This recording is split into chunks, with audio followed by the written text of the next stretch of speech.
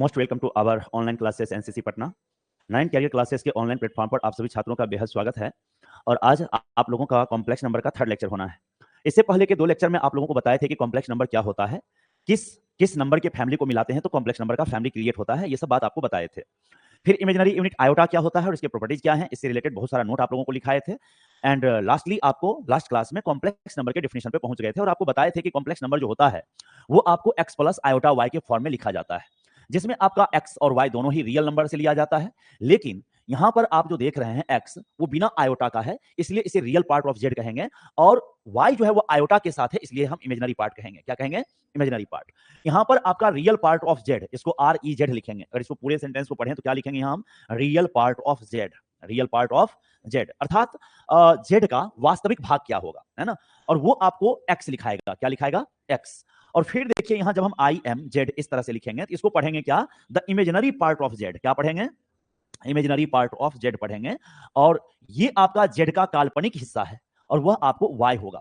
देखिए यहां यह x भी रियल है और y भी रियल है। रियल में वास्तव में x भी रियल नंबर से लिया गया है और y भी कहां से लिया गया है? रियल नंबर से। लेकिन दोनों अपने अलग अलग होने की वजह से एक रियल पार्ट कहलाता है और दूसरा आपका इमेजिनरी पार्ट कहलाता है। x अकेला है इसलिए ये संगत के हिसाब से देखिए, इसका संगति किसी के साथ नहीं है, ये अकेले है इसलिए यह रियल पार्ट कहलाएगा। लेकिन y का संगति किसके साथ है? आयोटा के साथ। y किसके साथ बैठा हुआ है? आयोटा के साथ। इमेजिनरी पार्ट हो जाएगा ये। तो यहां पर इमेजिनरी पार्ट आपका क्या हो गया? z हो गया, y हो गया। अब थोड़ा ध्यान दीजिएगा सारे बच्चे।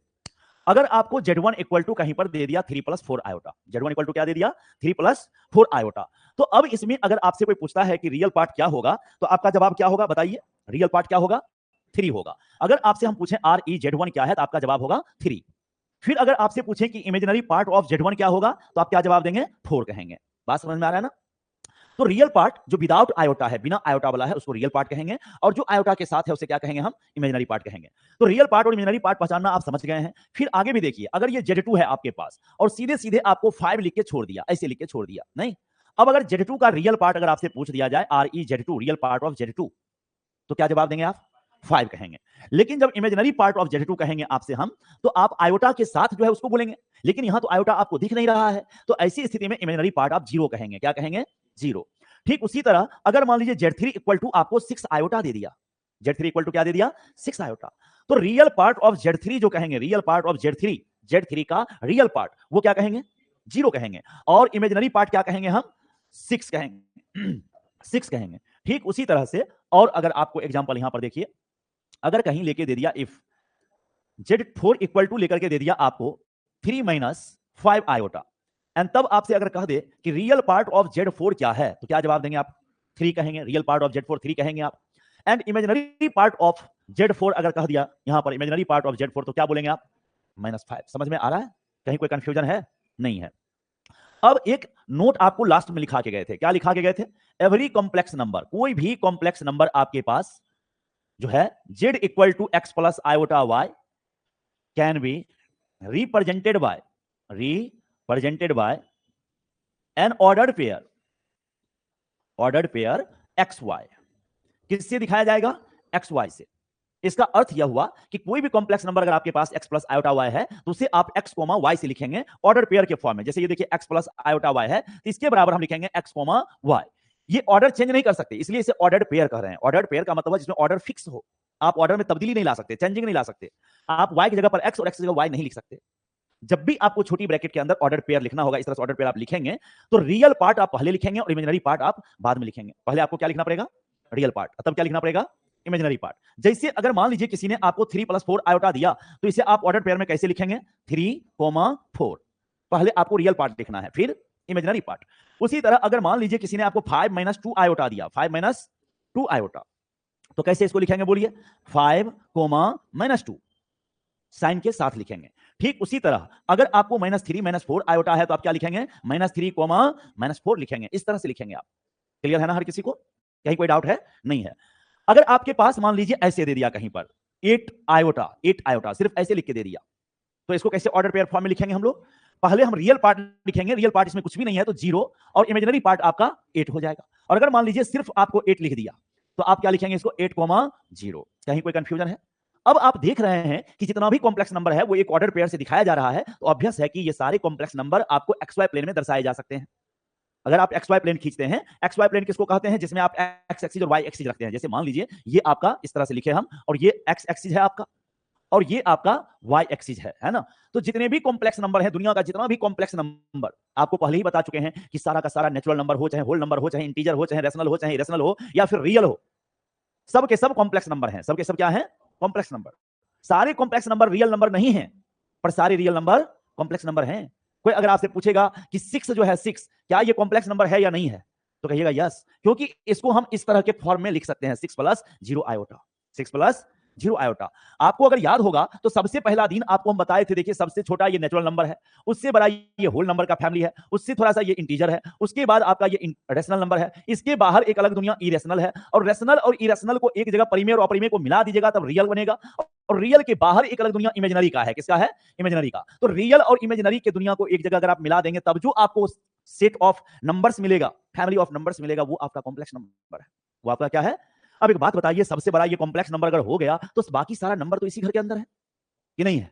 बात समझे ना? ठीक उसी तरह जैसे मानिए भारत के किसी गांव के किसी छोटे से वार्ड में, मोहल्ला में अगर किसी बच्चे का जन्म होता है तो वो उस वार्ड का नागरिक बन जाता है, फिर उस पंचायत का नागरिक बन जाता है, फिर उस ब्लॉक का बन जाता है, फिर जिले का बन जाता है, फिर स्टेट का बन जाता है, फिर देश का बन जाता है कि नहीं बन जाता है? ठीक वैसा ही है। जैसे अगर यहाँ नेचुरल नंबर अगर है तो अपने आप वो कॉम्प्लेक्स नंबर के फैमिली में भी आ जाएगा। अगर कोई यहाँ इरेशनल नंबर के फैमिली में बैठा हुआ है, अपरिमेय संख्या के परिवार में बैठा हुआ है, तब भी वो अपने आप किसके घर में आ जाएगा? कॉम्प्लेक्स नंबर के घर में आ जाएगा। ठीक उसी तरह अगर कोई इमेजिनरी नंबर के घर में बैठा हुआ है तो अपने आप किसके घर में आ जाएगा? कॉम्प्लेक्स नंबर के घर में आ जाएगा। लेकिन एक बात बताइए, जो नंबर यहाँ बैठा होगा, क्या वो नंबर नेचुरल नंबर में है? नहीं है। बात समझ रहे ना? लेकिन यहां बैठा हुआ आदमी सी के अंदर है कि नहीं है? है। तो जितने भी इसके अंदर पॉइंट डाले जाएंगे बच्चों, और पॉइंट कभी बाउंड्री पे नहीं डाला जाएगा, ये मत कहना कि सर यहां रख देंगे, यहां कोई पॉइंट नहीं। पॉइंट जब भी रखा जाएगा तो इन साइड में रखा जाएगा, मेंबर जब भी रखा जाएगा तो इन साइड में रखा जाएगा। ये वेन डायग्राम है, और वेन डायग्राम में क्लोज फिगर के अंदर जितने भी पॉइंट होते हैं वो उसके मेंबर को शो करते हैं। बात समझ में आया? तो स्वाभाविक है कि अगर यह मेंबर कॉम्प्लेक्स नंबर में है तो क्या ये रियल नंबर में है? जवाब देना। ये पॉइंट क्या रियल नंबर के घर में है? नहीं है। लेकिन अगर ये रियल नंबर के घर में है तो सी के अंदर है कि नहीं है? बोलो। तो सारा रियल नंबर कॉम्प्लेक्स नंबर है, लेकिन सारा कॉम्प्लेक्स नंबर रियल नंबर नहीं है। तो जितने भी बिना आयोटा वाले या आयोटा वाले हैं, सब के सब आपके कॉम्प्लेक्स नंबर हैं। ये देखिए ऑरिजिन है, ये क्या है? तो ऑरिजिन का मतलब हो गया 0 प्लस 0 आयोटा, 0 प्लस 0 आयोटा। अब यहां मिलिए, ये आपका 1 है, ये आपका 2 है, ये आपका 3 है, ये आपका 4, इस तरह से ले लिए। ठीक उसी तरह अगर हम यहाँ 1 ले लिए, ये 2 ले लिए, ये 3 ले लिए, इस तरह 4 ले लिए, ये 5 ले लिए, नीचे हम -1 ले लिए, -2 ले लिए, इस तरह से -3 ले लिए, -4 ले लिए, इस तरह से।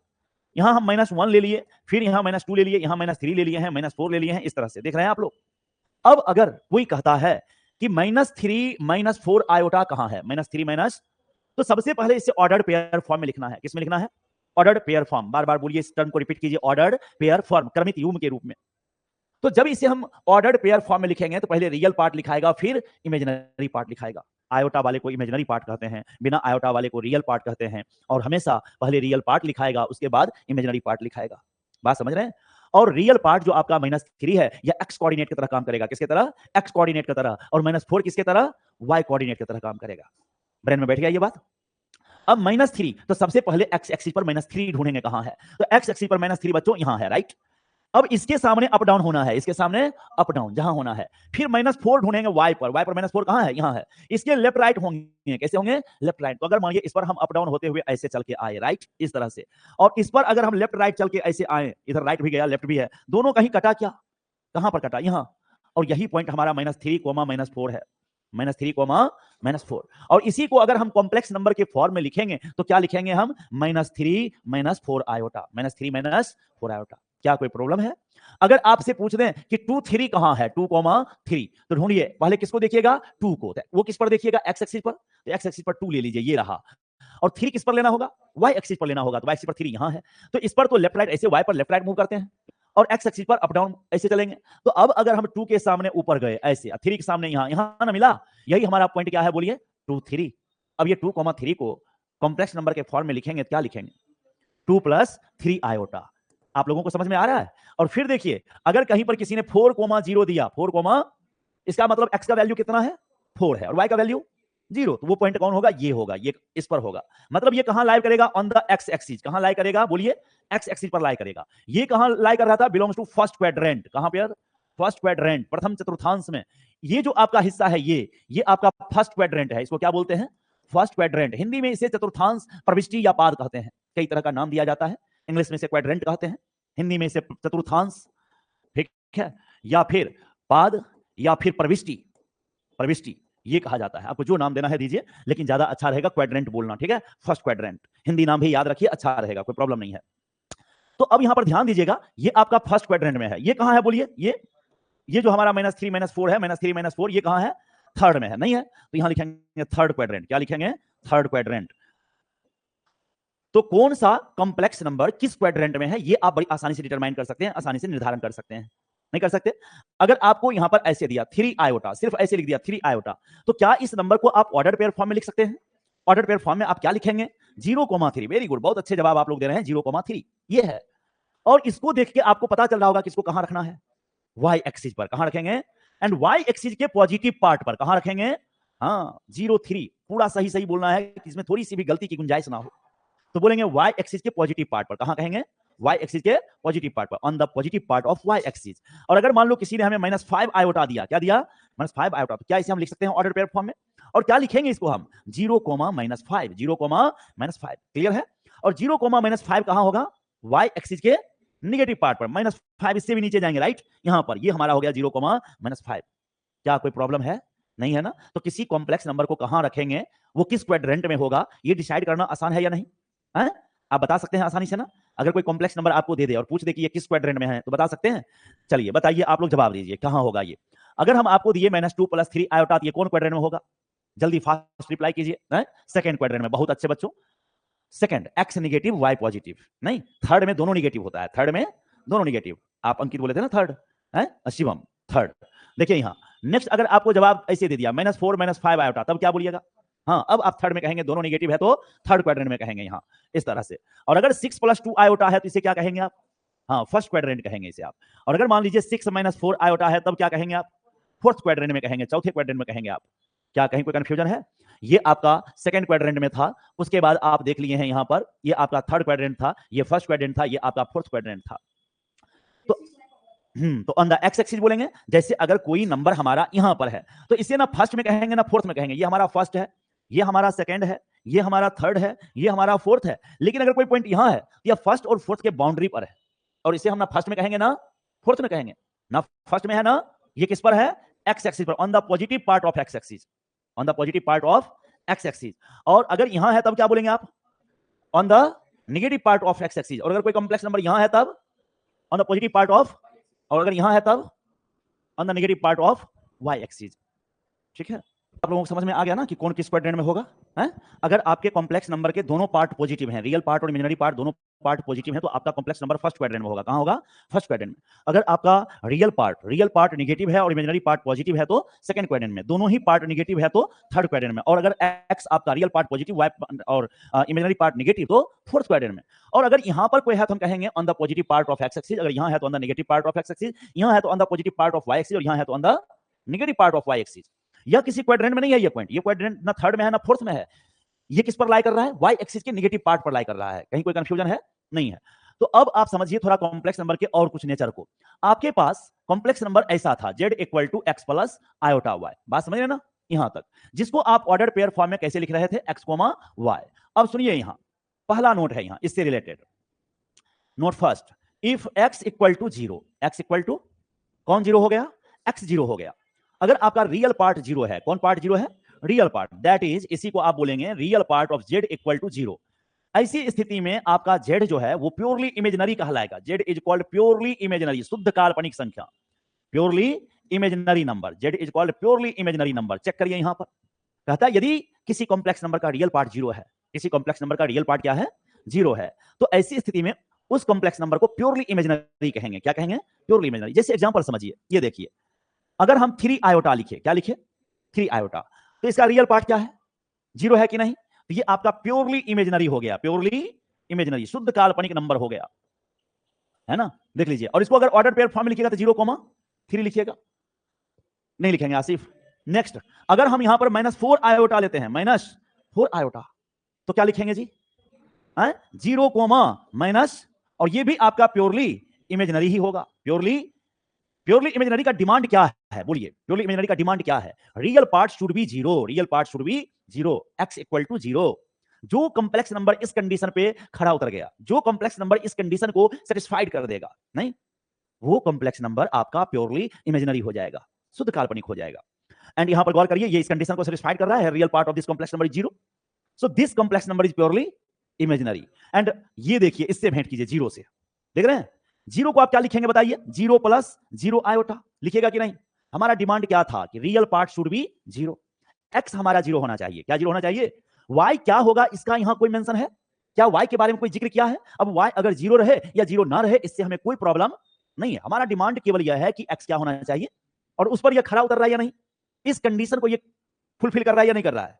कर रहा है। तो अब हम कहेंगे इज प्योरली इमेजिनरी नंबर, मतलब 0 जो है वो प्योरली इमेजिनरी नंबर है। कोई पूछेगा कि क्या 0 प्योरली इमेजिनरी नंबर है, तो आपका जवाब क्या होगा? Yes, 0 is purely imaginary number. तो पहला कंडीशन आप लोग समझ गए, केस 1 कॉम्प्लेक्स नंबर का। नेक्स्ट नोट पे चलते हैं। हाँ, किसको क्या बोलेंगे? कौन प्योरली इमेजिनरी हुआ? सो कहां? ओरिजिन पे, एट द ओरिजिन ना, ये एक्स एक्सिस पर है ना वाई एक्सिस, दोनों पर है, ये दोनों एक्सिस पर हो गया, तो सिर्फ एक्स एक्सिस का काम नहीं चलेगा। At the origin, and origin lies on the both axis, ठीक है, ओरिजिन दोनों एक्सिस पर है, तो सिर्फ एक्स कह देने से काम नहीं चलेगा, ओरिजिन बोलेंगे। क्या बोलेंगे? और ये ना फर्स्ट क्वाड्रेंट में है, ना सेकंड क्वाड्रेंट में है, ना थर्ड क्वाड्रेंट में, ना फोर्थ क्वाड्रेंट, वो अपना एकदम सिंगल पोजीशन पे है, वहीं से दुनिया क्लियर हो रहा है, स्टार्ट हो रहा है। बात समझे? यही ओरिजिन है, यहीं से उत्पत्ति हो रहा है। चलिए अब आगे बढ़ते हैं, नेक्स्ट अगले नोट की तरफ बढ़ते हैं हम लोग, ध्यान दीजिएगा। अगला जो नोट आपका है वो कहता है इफ y इक्वल टू 0, कौन 0 हो गया? y equal to 0, that is imaginary part of z equal to 0। मतलब कॉम्प्लेक्स नंबर का काल्पनिक हिस्सा जो है, इमेजिनरी पार्ट जो है, वो आपको अगर 0 हो जाता है तब क्या होगा? नहीं, तो कहता है then z is called purely real, z is called purely real, है ना? देख लो, प्योरली रियल। एग्जांपल समझो, जैसे अगर हम एक z इक्वल टू यहां पर हम 6 ले लिए, क्या ले लिए? तो क्या हम इसको 6 प्लस 0 आयोटा लिख सकते हैं? लिख सकते हैं कि नहीं? और इसमें हमारा x क्या है? 6 है, y क्या है? 0 है, और हमारा डिमांड भी क्या था? बोलो, y इक्वल टू 0। x क्या होगा इसके बारे में कोई जिक्र यहां नहीं है, x क्या होना चाहिए इस पर कोई चर्चा।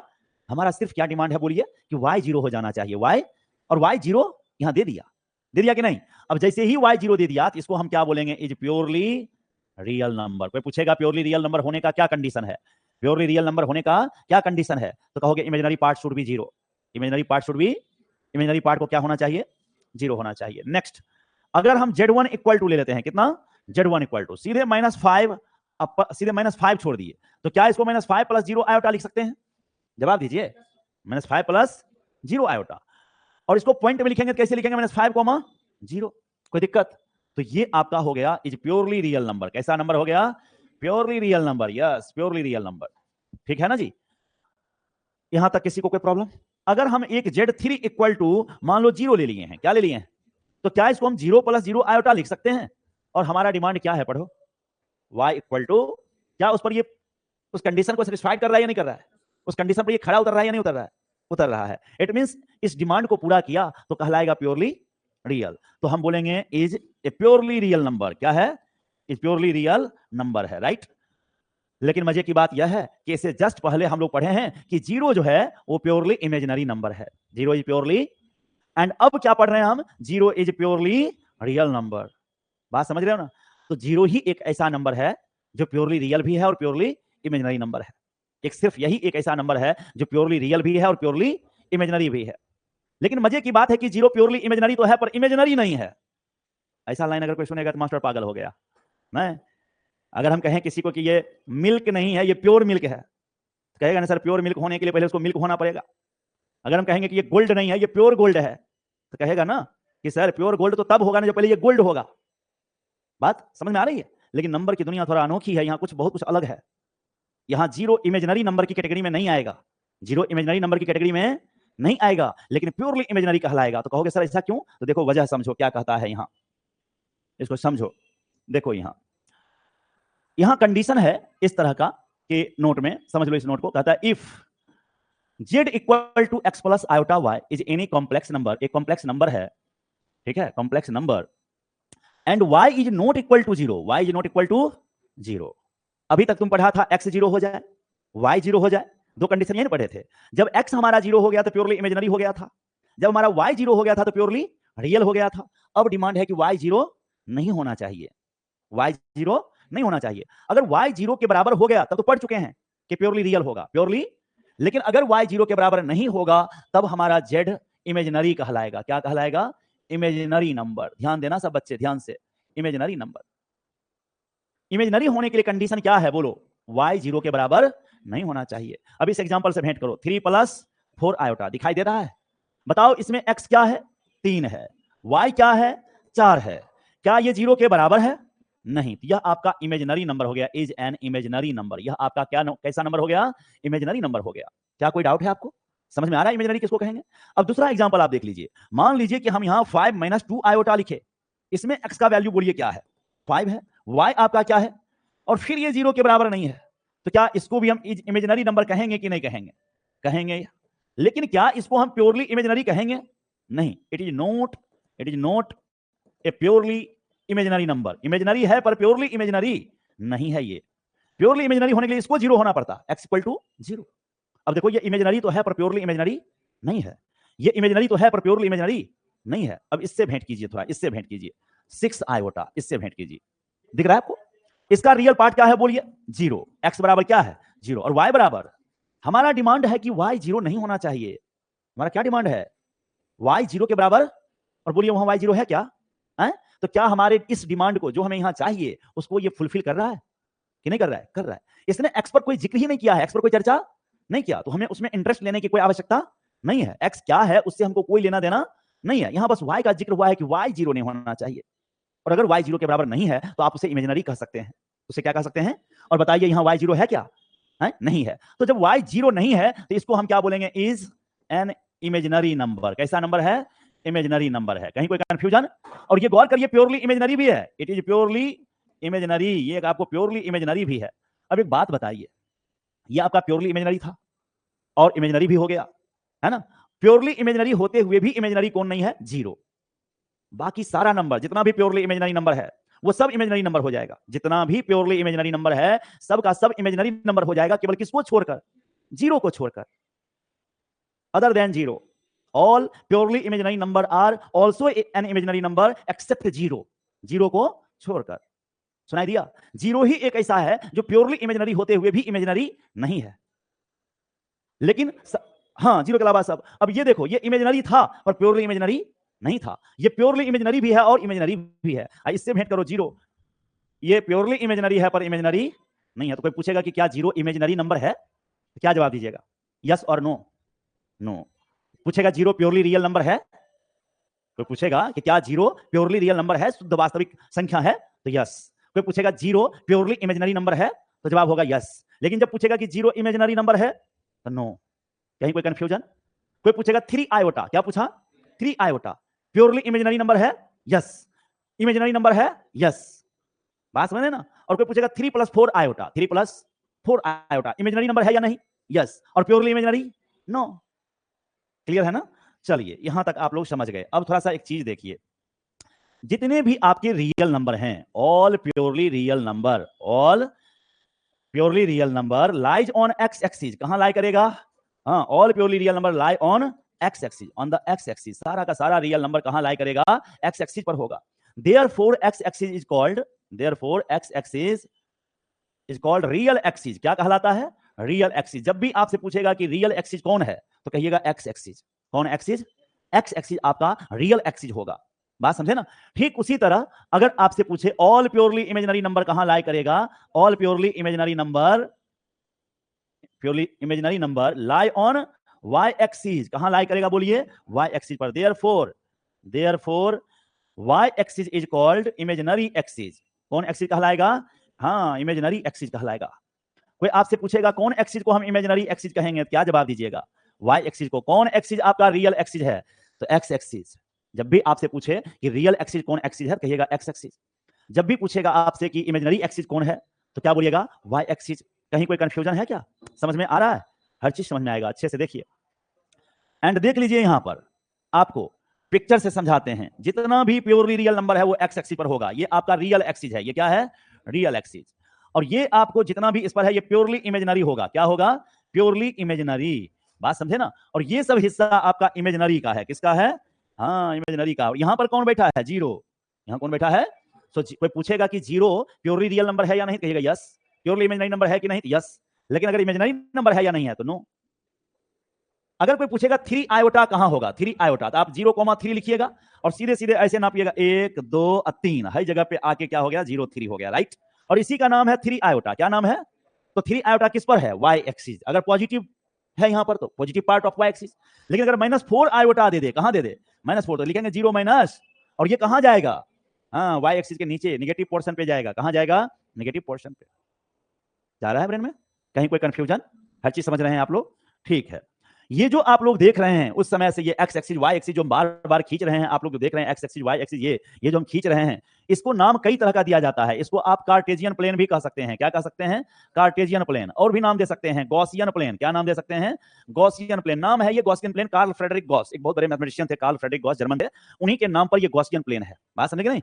ठीक उसी तरह इसी का नाम कॉम्प्लेक्स प्लेन भी दिया जाता है। क्या कहा जाता है? कॉम्प्लेक्स प्लेन, या फिर आर्गन डायग्राम, आर्गन डायग्राम, या आर्गेंट प्लेन भी कह सकते हो, कोई प्रॉब्लम नहीं है। इस सब नाम है। कहीं कोई कंफ्यूजन किसी को? कोई दिक्कत नहीं है। ये नाम याद रखिएगा। गॉसियन प्लेन पूछ दे, या कार्टेशियन प्लेन पूछ दे, या आपको आर्गेंट प्लेन पूछ दे, या कॉम्प्लेक्स प्लेन पूछ दे, आपको कह देगा कि इस कॉम्प्लेक्स नंबर को गॉसियन प्लेन में दिखाएं, तो कंफ्यूज मत हो जाएगा कि गॉसियन प्लेन कहां से लाएं। यही एक्स वाई प्लेन खींच देना है, और एक्स वाई प्लेन का ही नाम यहां पर क्या दिया गया? कॉम्प्लेक्स नंबर के यूज होने की वजह से गॉसियन प्लेन कह दिया गया। क्या किन्हीं को कोई डाउट नहीं है?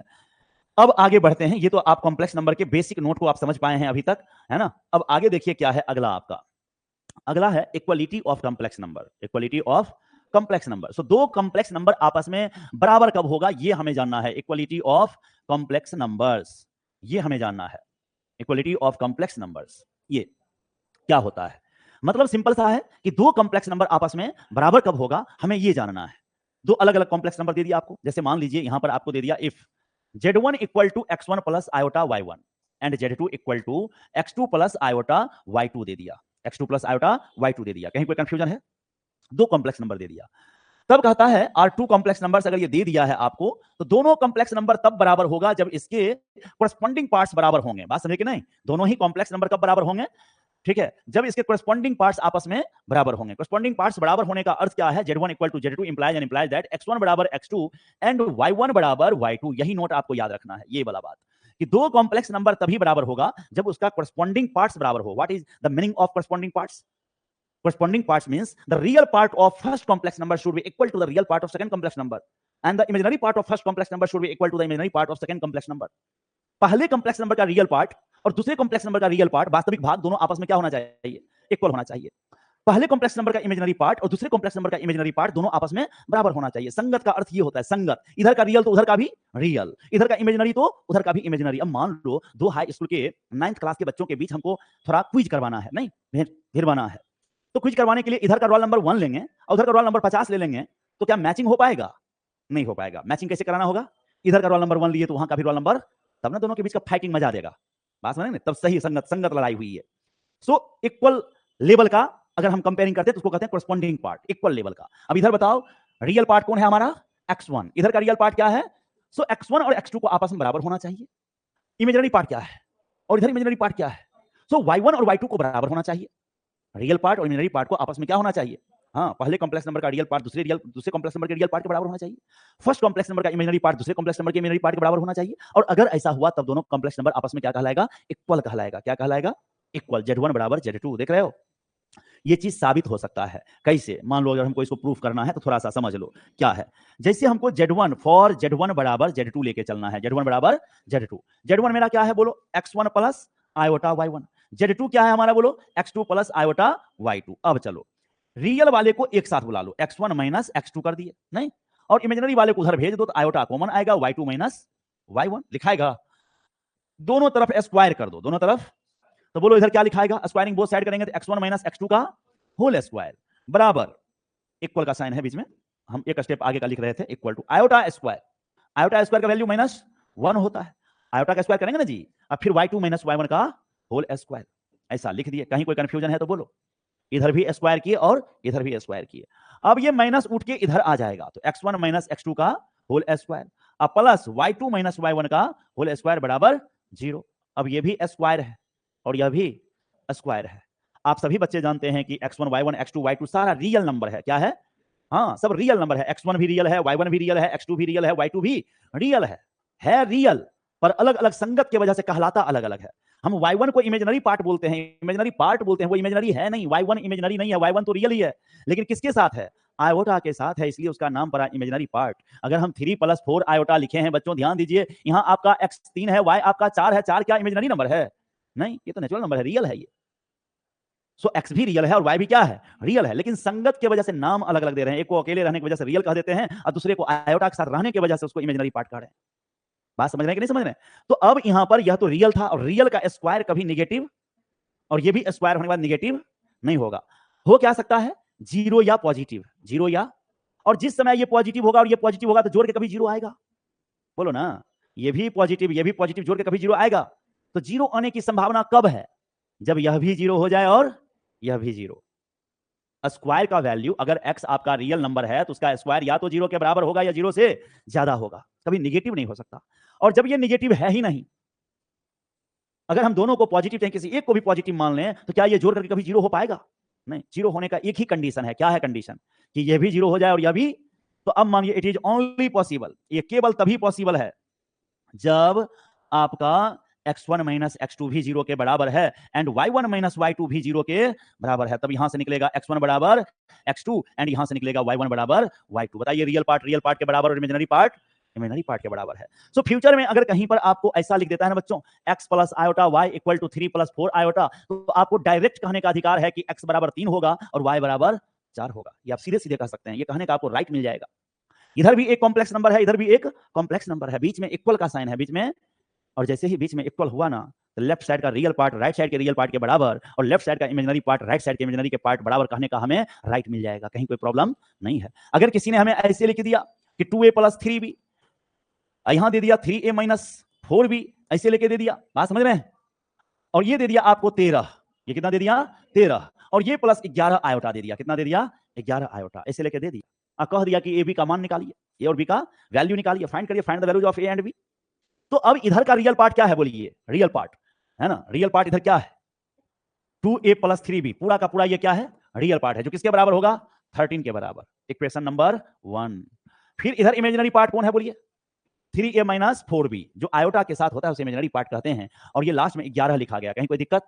एंड देन अब गौर करिए, ए और बी का वैल्यू निकलेगा कि नहीं आप लोगों से? हैं? आप पढ़े होंगे 10th क्लास में system of linear equation in two variable, दो चर वाले रैखिक समीकरण, वहां पर आप लुप्तीकरण विधि, वज्रगुणन विधि, प्रतिस्थापन विधि, कंपेयरिंग मेथड, ये सब पढ़े होंगे। अरे इंग्लिश में उसे by elimination, by substitution, by cross multiplication ये सब कहते हो। बाय एलिमिनेशन जिसमें एक वेरिएबल को एलिमिनेट कर दिया जाता है, बाय सब्स्टिट्यूशन एक में से एक वेरिएबल का वैल्यू निकाल के दूसरे इक्वेशन में पुट कर दिया जाता है, बाय क्रॉस मल्टीप्लिकेशन फॉर्मूला पढ़े होगे, x/b1 c2 - b2 c1, y/c1 a2 - c2 a1 = 1/a1 b2 - a2 b1, पढ़े हो ना? एंड वही फॉर्मूला लगा करके सॉल्व करके निकाल देते हैं हम लोग। तो यहां से ab का मान निकालोगे, या दूसरा तरीका ये है, ऊपर वाले में 4 से मल्टीप्लाई कर दो, नीचे वाले में 3 से, तो कर दो, 4 से गुणा करोगे कितना होगा? 8 है, 4 × 12b, 13 × 4 = 52 लिखाएगा। फिर 3 से गुणा करेंगे यहां 9a, फिर -12b 33 लिखाएगा। ये दोनों खत्म हो गया, ये 17a = 85 हो गया, हुआ ना? तो a = 5 निकला कि नहीं निकला बोलो? और जब a इसमें पुट कर दोगे तो b का मान निकल जाएगा, किसी एक इक्वेशन में डाल दो, यहां डाल दो चाहे यहां डाल दो, तो एक b का मान 1 निकल जाएगा। क्या निकल जाएगा? तो क्या इस तरह के क्वेश्चन आप लोगों से बन जाएंगे? तो आज हम लोग कॉम्प्लेक्स नंबर के चीर फाड़ को सब देख लिए हैं, अलग अलग कंडीशन देख लिए हैं कि कब वो रियल कहलाएगा, कब वो इमेजिनरी कहलाएगा, कब प्योरली इमेजिनरी कहलाएगा, वो कहां होगा, उसके एड्रेस को समझ गए हैं कि फर्स्ट क्वाड्रेंट में होगा या सेकंड क्वाड्रेंट में होगा या थर्ड क्वाड्रेंट में होगा या फोर्थ क्वाड्रेंट में होगा, या फिर एक्स एक्सिस के पॉजिटिव पार्ट पर होगा या नेगेटिव पार्ट पर होगा, या वाई एक्सिस के पॉजिटिव पार्ट पर होगा या नेगेटिव पार्ट पर होगा। ये सारा चीज आज हम समझ चुके हैं, बात समझ रहे हैं ना? तो condition of purely imaginary number, condition of purely real number, condition of imaginary number, and what is the condition of equality of two complex numbers। दो कॉम्प्लेक्स नंबर का इक्वलिटी का क्या कॉन्सेप्ट है, क्या कंडीशन है, ये सारा बात आप लोग याद करके आइएगा अगले क्लास में। कल की क्लास में हम लोग ऑपरेशन ऑफ कॉम्प्लेक्स नंबर की तरफ बढ़ेंगे, जिसमें हमारा सबसे पहला होगा addition of complex number, then multiplication of complex number. ये दो ऑपरेशन हम लोगों को कल की क्लास में समझना है, ठीक है? तब तक के लिए आप लोगों को जय हिंद, मिलते हैं अगले क्लास में।